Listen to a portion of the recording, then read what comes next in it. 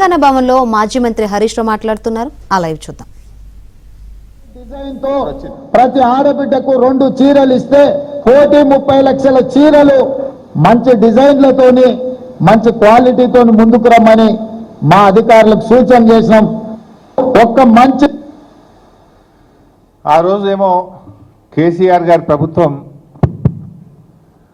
ప్రతి బతుకమ్మ పండుగ కూడా ఏ పేదింటి ఆడబిడ్డ కూడా పండుగ పూట పాత చీరలు కట్టుకోవద్దు, కొత్త చీర కట్టుకోవాలి, ఇటు చేనేత కార్మికులకు ఉపాధి దొరకాలని కేసీఆర్ గారు చీరలు ఇచ్చారు. ఏమన్నాడు రేవంత్ రెడ్డి గారు? చాలా మంచి డిజైన్లు ఇస్తాం, ఒక్క చీర కాదు 2 చీరలు ఇస్తా అన్నాడు. కానీ ఉన్న చీర ఎగబెట్టిండు కదా రేవంత్ రెడ్డి. మన తెలంగాణలో ఆడపిల్లల్ని మహాలక్ష్మిలుగా చూస్తాం. జనరల్గా ఆడపిల్లలకు కట్నం పెడతామంటే ప్రాణం పోయినా సరే ఆడపిల్ల కట్నం తప్పకుండా ఇస్తాం, చెల్లించుకుంటాం, వాళ్ళకి మాట తప్పకుండా ఇస్తూ ఉంటాం. ఆడపిల్లకు మాట ఇచ్చి తప్పితే అది పెద్ద పాపంగా మనం తెలంగాణలో భావిస్తూ ఉంటాం. మరి అలాంటి ఆడపిల్లల్ని, మన అక్కా చెల్లెల్ని మోసం చేసినటువంటి చరిత్ర ఇవాళ రేవంత్ రెడ్డి గారిది. ఆ రోజు ఏమో 2 చీరలు ఇస్తా అన్నాడు. 2 చీరలు కాదు కదా, కనీసం జాకెట్ పీస్ కూడా ఇవ్వలేన, జాకెట్ పీస్ కూడా ఇవ్వలే. పండుగ పూట ఆడపిల్లల్ని రేవంత్ రెడ్డి ఏ రకంగా బాధ పెట్టిండో, ఏ రకంగా మోసం చేసిండో, ఆయన డబుల్ స్టాండర్డ్స్ ఇప్పుడు మన మహిళల విషయంలో చూసాం. అదేవిధంగా మూడోది ఎల్ఆర్ఎస్ చూపిస్తానా? అప్పుడు ఎల్ఆర్ఎస్ మీద ఏఆర్ఎస్ ఏందో ఒక్కసారి చూద్దాం. ఏఆర్ఎస్ అంటే ఏందనుకుంటున్నారా? ఎల్ఆర్ఎస్ అయిపోయింది, ఎంఆర్ఎస్ తెస్తాడంట. పెద్ద మంచి లేదు, పెద్ద మంచి ఎల్ఆర్ఎస్ అంటే అయ్యా ఎంఆర్ఎస్ కూడా తెచ్చినట్టున్నాడు. అదేంటి అంటే మ్యారేజ్ రెగ్యులరైజేషన్ స్కీమ్ సార్. వాళ్ళ రక్తాన్ని పీల్చాలనేటువంటి ఆలోచనతో రాష్ట్ర ప్రభుత్వం ఉంది. వీలైతే అసలు కట్టబాహన్ 2-3గా మీరు తీసుకొచ్చిన అప్పులన్నింటినీ కట్టడానికి ఆ అప్పుల భారం ఈరోజు ప్రజల మీద వేస్తా ఉన్నారు. ఈ రకంగా సబ్జెక్ట్ కూడా ఉంది. ఈ ఎల్ఆర్ఎస్ సబ్జెక్ట్ సంబంధించింది దానికి తోడుగా మీ అందరితో మాట్లాడారు, మేడం గారు కూడా మాట్లాడారు అనుకుంటాను, సేల్స్ గారు. దీన్ని కూడా మనం చాలా వర్షప్ చేసి ఏదైతే షార్ట్ ఫాల్ అప్లికేషన్స్ అన్ని కూడా వాళ్ళు అప్లోడ్ చేయడానికి మళ్ళీ మనలో నోటిఫికేషన్ అది ఇచ్చినట్టు మీకు షెడ్యూల్ అది ఇచ్చినట్టున్నారు. వాటిని కూడా మనం షార్ట్ అవుట్ చేయాల్సిన రెస్పాన్సిబిలిటీ ఉంది. దానికి కావాల్సిన టీములు కూడా కావాలంటే ఐడెంటిఫై చేసుకొని రిక్రూట్ చేసుకుందాం అనుకున్నాం. సో ఎల్ఆర్ఎస్ మీద ఏఆర్ఎస్ ఏందో చూశారు. ఎల్ఆర్ఎస్ అంటే ల్యాండ్ రెగ్యులరైజేషన్ స్కీమ్, మరి ఏఆర్ఎస్ అంటే యనమల రేవంత్ రెడ్డి స్కీమ్.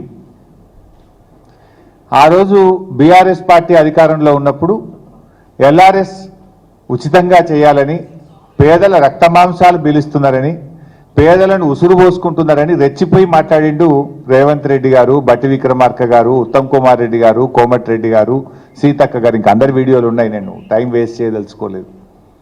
కానీ ఇవాళ ఏమంటున్నారు? డబ్బు కట్టాల్సిందేనట. ఇప్పుడు 15,000 కోట్ల రూపాయల డబ్బు కట్టండి అని అధికారులకు ఛార్జ్ మెమోలు ఇస్తున్నారు. ఏమైంది? ప్రజల దగ్గర డబ్బు కట్టిస్తలేరు. ప్రజల్ని బెదిరించండి, అవసరమైతే కడీలు వీకండి, లేఅవుట్లు కూల్చండి, ప్రజల చేత డబ్బు కట్టించండి అని చెప్పి ఇవాళ ప్రజల రక్త మాంసాలు పీల్చి ఇవాళ ఎల్ఆర్ఎస్ డబ్బులు పేద ప్రజల దగ్గర వసూలు చేస్తూ ఉన్నారు. నేను అడుగుతా ఉన్నా, ఆ రోజు ఉచితంగా చేయాలన్న మీరు ఇవాళ పేద ప్రజల రక్త మాంసాలు ఎందుకు పీలుస్తున్నారు? ఎందుకు ఎల్ఆర్ఎస్కు ప్రజలు డబ్బులు కట్టాలి? కట్టద్దు అని బట్టి విక్రమార్క మాట్లాడింది కదా, గదే మాట మేమంటున్నాం. తెలంగాణ ప్రజలారా ఎల్ఆర్ఎస్ కట్టకండి. ఆనాటి బట్టి గారి మాటని నేను ఇవాళ చెప్తా ఉన్నా. నిజంగా మీరు మనుషులైతే, మాట మీద నిలబడే తత్వం ఉంటే, పేదల మీద ప్రేమ ఉంటే ఎల్ఆర్ఎస్ను ఉచితంగా చేయాలని బీఆర్ఎస్ పార్టీ డిమాండ్ చేస్తుంది. 4వది నిరుద్యోగులు. ఇందులో అయితే ట్రిపుల్ స్టాండర్డ్గా, డబుల్ స్టాండర్డ్ కాదు, మనోడు ట్రిపుల్ స్టాండర్డ్. ఇది కూడా ఒక్కసారి చూద్దాం. ట్రిపుల్ స్టాండర్డ్ అది ప్రతిపక్ష నాయకుడిగా ఆయన పెట్టిన ట్వీట్, అపోజిషన్ లో పెట్టినప్పుడు ట్వీట్, ముఖ్యమంత్రి అయిన తర్వాత మాట్లాడింది. ఒకసారి చదువు రానోళ్లను ఇవాళ ప్రభుత్వం పరీక్షలు వేయాలంటారు, గ్రూప్ 1 పరీక్షలు వాయిదాలు వేయాలంటారు. నేను మా పిల్లలు కూడా పరీక్షలు కొందరు వాయిదేరు, కొన్ని ముందు కోరు, కొందరు వెనుక కోరు అంటారు. తప్పకుండా పరీక్షలకు సంబంధించి కూడా మా పొన్నం ప్రభాకర్ గారికి చెప్తున్నా, పిల్లలు రోడ్డు ఎక్కే బదులు మన ప్రభుత్వం వినడానికి సిద్ధంగా ఉంది.